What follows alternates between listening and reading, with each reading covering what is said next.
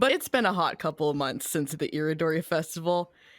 It's time to talk about something a bit more topical, something I think everyone was looking forward to. It's just a little chain of islands in the middle of the sea, a whole new place for travelers to go explore, look for treasure, uncover secrets, and learn a couple things about some characters along the way. That's right, I'm talking about Enkanomiya, baby, yeah. So, just jumping into Enkanomiya, this was one of the larger mid-region updates that they've ever done. Enkanomiya is essentially like Atlantis in the Genshin universe. It is a sunken city deep beneath the ocean under Watatsumi Island, where there was an ancient civilization of humanity that lived there in the dark until a scholar in their ranks created a giant tower with a light-giving property at the top that he called Helios, and eventually became known as the Dainichi Mikoshi. This is also the source of the main puzzles in Enkanomiya, where you can turn the tower on and off to switch between effectively the day-night cycle. Exactly. You can see some of the buildings or some of the locations restored a little bit to their old forms, depending on which time of day it is. And there are also certain barriers that will pop up, preventing you from going into certain buildings, depending on the time of day. It was a very interesting mechanic and one that I found to be a lot of fun. I personally really enjoyed my time in Enkanomiya, and I felt like the event that they had set there that was a little bit like we have Elden Ring at home. And it was an exploration of Enkanomiya again, but it was its separate own instanced version of the map, where they introduced a mechanic called the Bokuso box. I forgot it was its own instance. Yeah, it was not a part of the main Enkanomiya map because they had to segregate everything off with like that darkness field that was. The corrosion sections. I guess because they knew like somebody would whine about not being able to make normal progress in Enkanomiya, so. Mm-hmm. Which was probably sensible, just because like normal Enkanomiya was pretty sizable, all things considered. So like getting blocked off because there was a limited time event sitting there in the way would probably not have sat well with anybody. Yeah, I think that this was honestly the best solution they could have had to that. Right, because they had the knights, and those were an event-only enemy at that time. Yes, the living armors that we later found out were from Conria, those were the event-specific enemies at that point. They really used this event as like a prototype for a lot of further ideas, like introducing the knight characters and seeing how they interacted with normal combat and gameplay. The Bokuso box was essentially a prototype crystal for what ended up being the main traversal item in the chasm. It was a really smart way of like looking at these different design elements that they wanted to carry over into the future part of Genshin and just getting to test them out in a controlled sandbox. Speaking of limited time events and limited time resources and story beats in there, hey MiHoYo, there are people now with special bugs for their teapots that no one else will ever have unless they played this event. Yeah, I basically made a point of catching like 21 of them just because I realized they were exclusive to the area.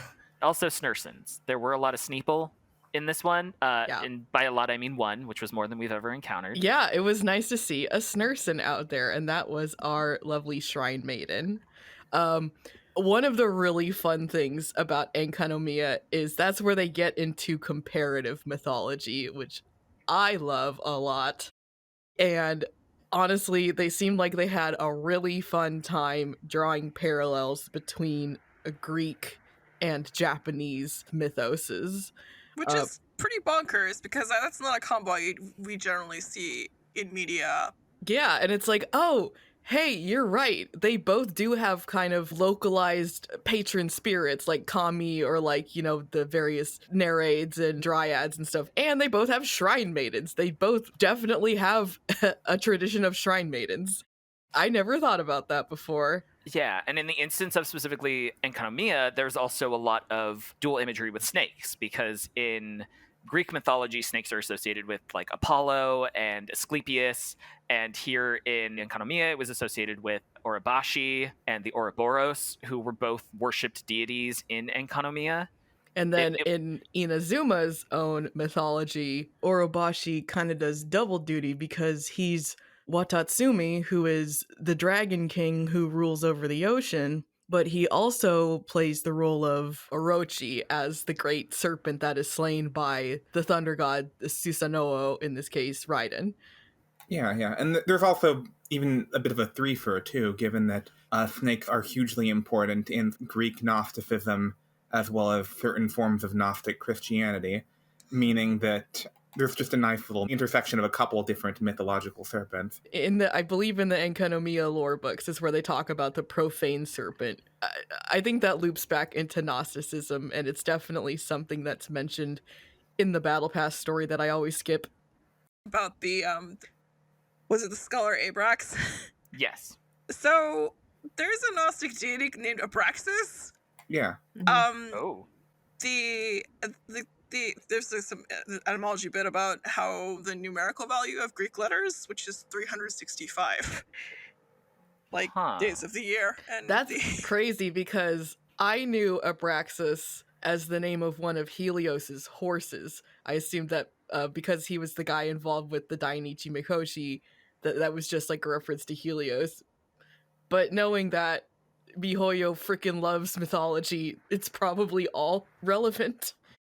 What I think is interesting is that, like, the more you go underground and you physically approach the outer threshold of the world, everything sort of begins to blend together, like, from a mythological standpoint. It's no longer like, this is only the land of Japanese-inspired culture. Like, this is an older culture that really encompasses a whole lot more.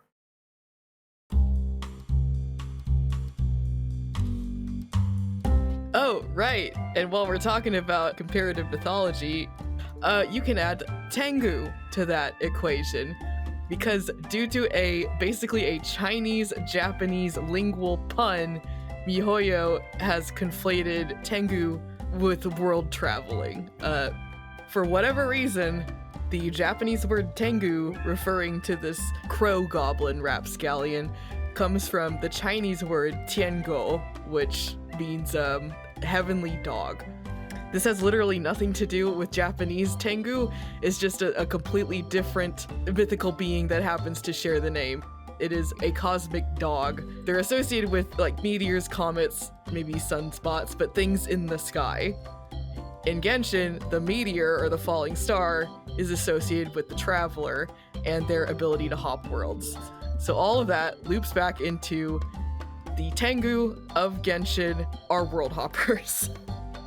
And that's why you can read really weird stories in Inazuma about Tengu isekaiing themselves all over the place and just having a bang-up old time. Quick poll, do you think Kujo-Sara would fare better or worse if she was isekai'd? Oh, so much worse. I think she would just kind of like dry up and die because she just wants to help the Shogun. I feel like she would get her hands on at least one golf cart, which is a net positive for her. Yeah, I'm gonna second that one.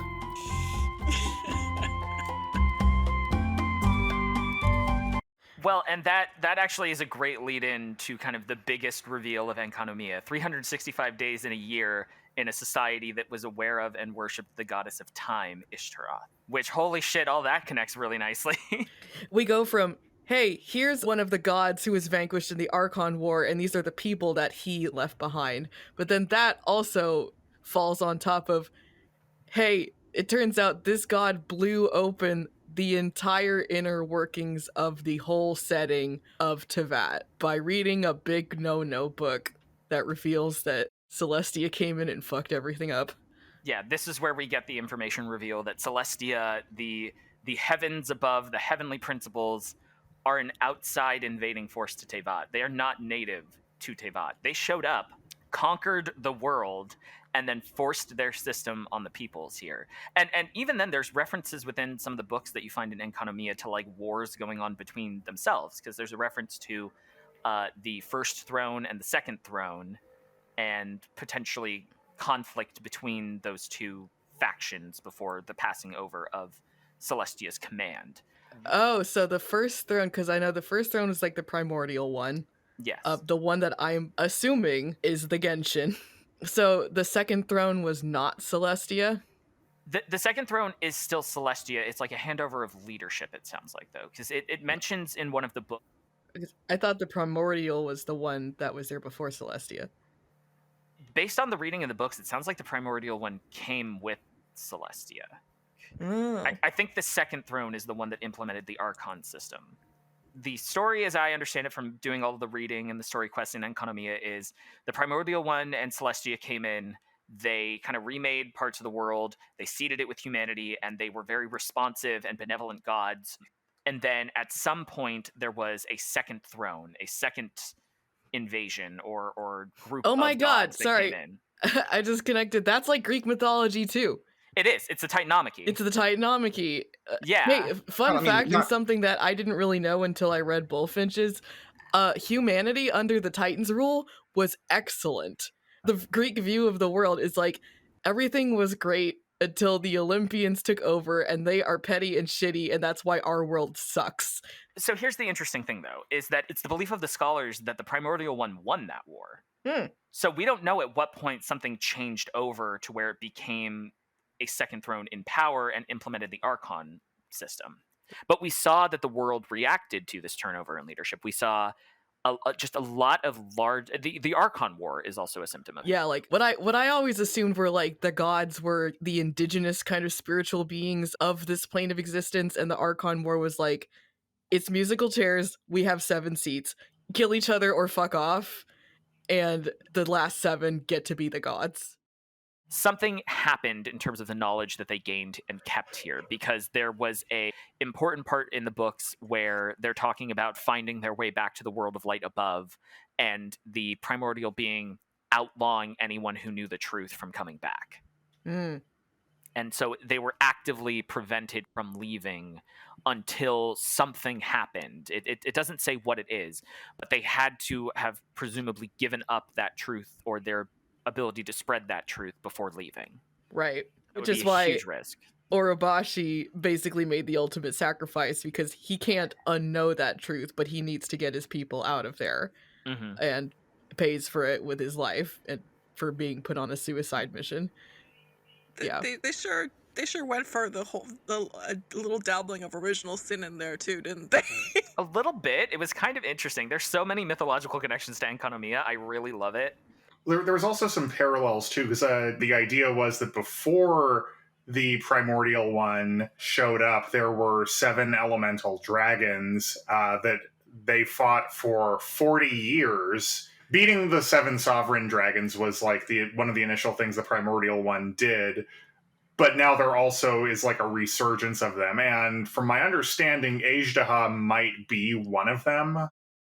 It's tough because the English localization, they are not consistent with keywords. That's something that you would see in like the Dark Souls localization, where like it is so dense and the keywords are so subtle, and who knows how many people are localizing it, that they don't really do a great job like keeping everyone on the level of what the terminology is for specific things. Like there was that bit where like a bunch of innocuous phrases, it turns out, were localized off of specifically the phrase the heavenly principles, and then when they realized that, they had to go back and change all the text. Yeah. I will say there is a hint to this. You're right, the 7 primordial sovereigns were defeated by the Primordial One, and I think the assumption is that they were killed. But that doesn't mean they're gone, because one of the big prophecies of Enkanomiya was that someday the elemental dragon of water would return.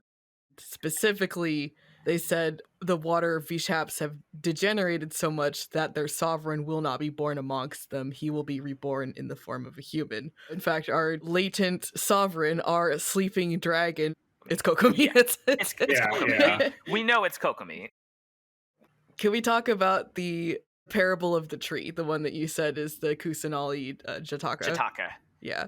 The parable of the tree is really about Tokoyo Okami, who is the local name for Istaroth. Especially the part where it says, a spirit tree shall take 500 years to grow. Your one thought shall echo through eternity.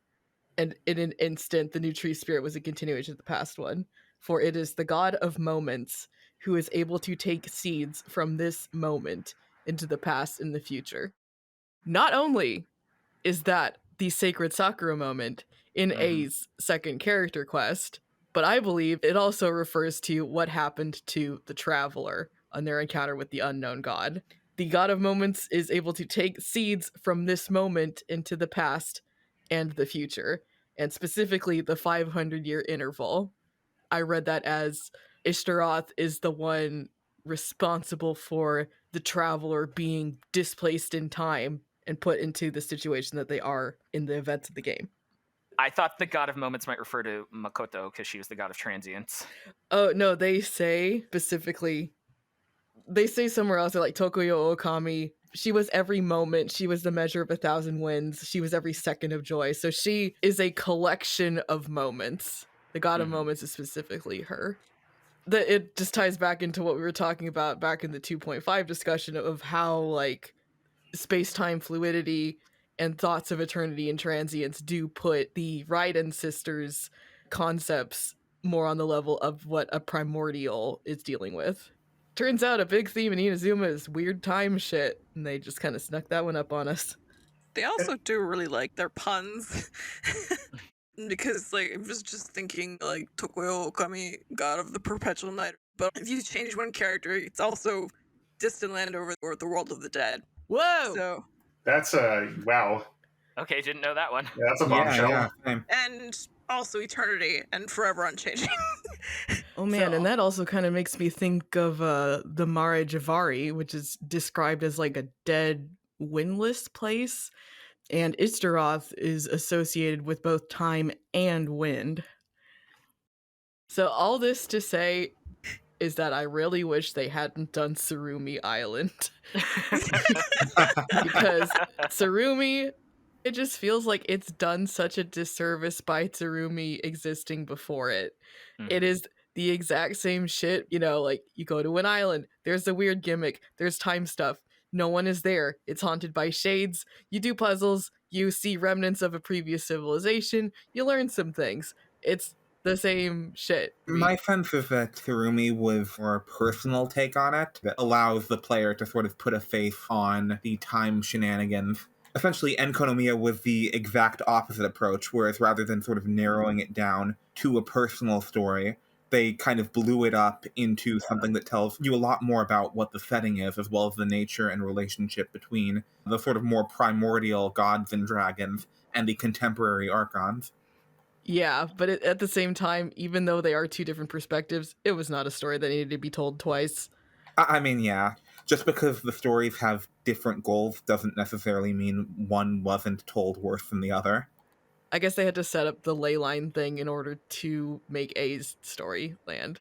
Besides, Tsurumi is made completely null and void for the simple fact that it does not have our husband, Enjo. I think the goal of Tsurumi, I do not know if China has anything for like a Halloween event. However, they could have looked at like market research and been like, okay, there's like an expectation gacha game wise of there being some kind of spooky event that's happening in October. And I feel like Tsurumi was kind of like the halfway point with that. Like, it's only because like Dragonspine is always timed to update around Christmas. And maybe it's like, ideally we would have these be the shades in Enkanomiya. We didn't have the time to launch it. No, but no, like Tsurumi was always in the works. I don't know what I'm saying. Whatever. Enkanomiya is so interesting. I have also just not thought about it since I had to go there. Yeah, the only reason I have all this knowledge on hand is because I literally played through most of the info dump quests yesterday. The way that Inazuma was rolled out, there was like the rumblings that we were going to get Enkonomiya, which we kind of assumed was just going to be another extension of Inazuma. And thematically it is, but it's also an area that is totally separated from not just Inazuma, but the rest of the game at large. For the most part, you basically have no NPC buddies, playable characters, recognizable NPCs. It's all like kind of a dead world that you're sort of exploring, and all of the information that you get, everything that we just went over and discussed is all given to you, but it's like it's divorced from the rest of the game's lore. And I think that that was really deliberate because they wanted to sort of pepper in the creation myth and kind of give you a better idea of future plot beats based on this really limited information. Like, text is super cheap to put into a game, so this was just a lore dump. Yeah, and they don't want any major characters to know that you know this stuff. They don't even want Dainsleif. There is one last point I'd like to bring up about Enkanomiya. The last part of the books in the Byakuya Koku collection lists a series of names, and their Enkanomiya names, their Greek names, and their Watatsumi names, their more traditional Japanese names. So we had Abrax, who became Abaraku, Erebos, who became Eboshi. And interestingly enough, we had a name listed that we didn't see anywhere in Enkanomiya or referenced in Tevat, which was Eris. Eris, who became Arisu. I mean, Beef, you're the one that fucking broke this story to us. Please finish this sentence. Hey, y'all.